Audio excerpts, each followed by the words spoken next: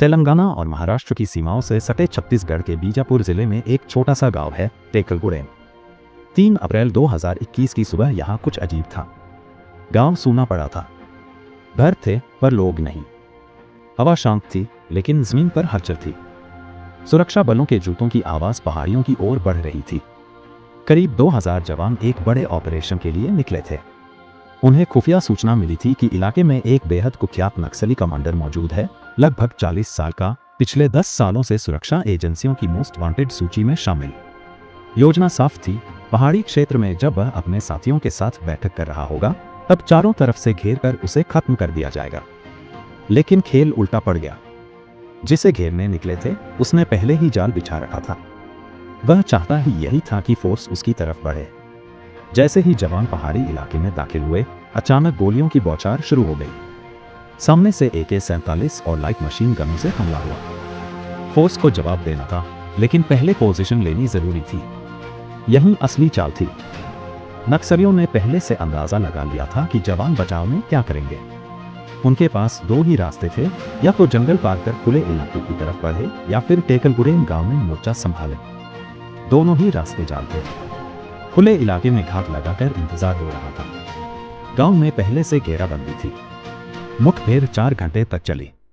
जवाबी फायरिंग भी हुई, लेकिन नुकसान ज्यादा फोर्स को उठाना पड़ा।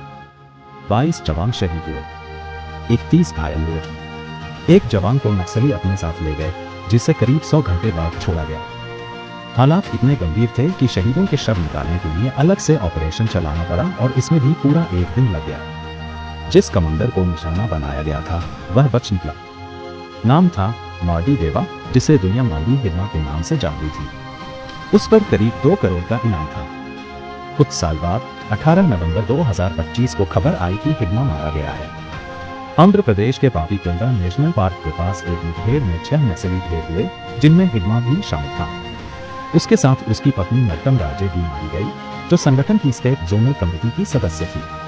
हिडमा की मौत को नक्सल आंदोलन की रीढ़ टूटने जैसा बताया गया।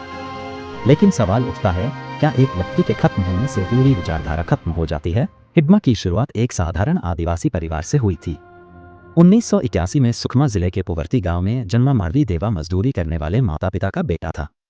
90 के दशक में जब बस्तर क्षेत्र में माओवादी प्रभाव बढ़ रहा था, एक स्थानीय कमांडर उसे संगठन में ले गया। धीरे धीरे उसने हथियारों की तकनीक सीखी। स्थानीय स्तर पर हथियारों की मरम्मत, ग्रेनेड और लॉन्चर तैयार करना, वह इन सब में माहिर हो गया। वह पीपुल्स लिबरेशन गुरिल्ला आर्मी का हिस्सा बना और फिर तेजी से ऊपर चढ़ता गया। 2008 में उसे पहली बटालियन की कमान मिली। 2011 में वह दंडकारण्य स्पेशल जोन कमेटी का सदस्य बना। यह संगठन के सबसे प्रभावशाली ढांचों में से एक था। उसके नेतृत्व में रणनीति बदली। पहले लैंडमाइन और छिपकर हमले आम थे। हिडमा ने आमने सामने की लड़ाई का रास्ता अपनाया। सुरक्षा बलों से हथियार लूटकर अपनी यूनिट को आधुनिक बनाया। 6 अप्रैल 2010 को दंतेवाड़ा के चिंतलनार में CRPF पर हमला हुआ, जिसमें 76 जवान शहीद हुए। यह हमला देश के इतिहास में सबसे घातक नक्सली हमलों में गिना जाता है। सुरक्षा एजेंसियों का मानना रहा कि इसकी योजना हिडमा ने बनाई थी। 2013 में झीरम घाटी में कांग्रेस नेताओं के काफिले पर हमला हुआ। कई वरिष्ठ नेता मारे गए। यह हमला भी उसकी रणनीतिक शैली का उदाहरण माना गया।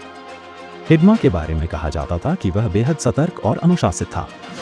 3 स्तर की सुरक्षा में चलता था। अलग टेंट, अलग खाना, रात तक मीटिंग और किताबें पढ़ना। वह सिर्फ बंदूक नहीं, दिमाग से भी लड़ता था। सुरक्षा बलों के मुताबिक 2016 से 2021 के बीच उसे पकड़ने के लिए 50 से ज्यादा अभियान चलाए गए, लेकिन हर बार वह बच निकलता था। आखिरकार 2025 में उसकी कहानी खत्म हुई। लेकिन उसकी कहानी सिर्फ एक व्यक्ति की नहीं थी।